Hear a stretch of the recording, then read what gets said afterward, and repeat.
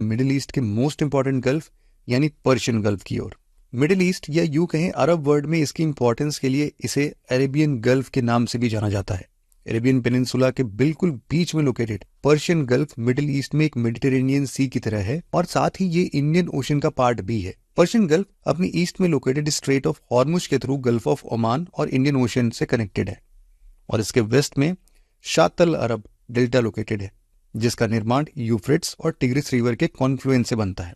Ecologically Persian gulf बहुत ही rich है और ये रीजन रीफ्स, पर्ल, ओइटर्स इन सबसे भरा पड़ा है, लेकिन इंडस्ट्रियलाइजेशन और ऑयल स्पिल्स के कारण यहाँ की इकोलॉजी के ऊपर एक बड़ा थ्रेट बना हुआ है। ईरान और सऊदी अरेबिया के अलावा ओमान के मौसन सम एक्सक्लेव, यूएई, कतार, बहरीन, कुवैत और इराक पर्शियन गल्फ को बॉर्डर करते हैं।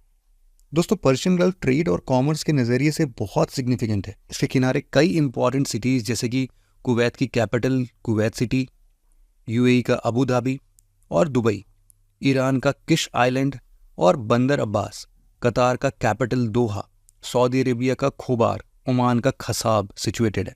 इराक के अलावा पर्शियन गल्फ के कोस्ट लाइन्स के किनारे ऑयल रिच कंट्रीज को पर्शियन गल्फ स्टेट्स के नाम से भी रेफर किया जाता है।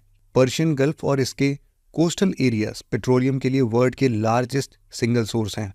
वर्ल्ड का largest offshore oil field Safaniya oil field भी पर्शियन गल्फ में ही लोकेटेड है। इसके अलावा यहाँ गैस के सोर्स भी अबंडेंट क्वांटिटी में डिस्कवर किए गए हैं। आपको यहाँ बता दें कि दुबई के फेमस द वर्ल्ड आइलैंड भी पर्शियन गल्फ में ही लोकेटेड है, जिसे वर्ल्ड मैप के शेप में कंस्ट्रक्ट किया गया है।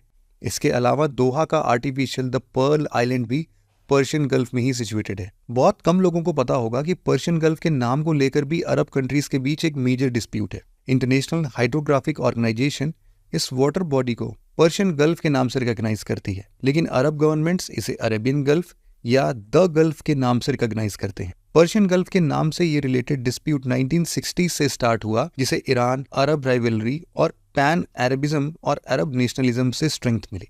खैर, मिडिल ईस्ट के बाद हम देखते हैं अरेबियन सी में लोकेटेड गल्फ ऑफ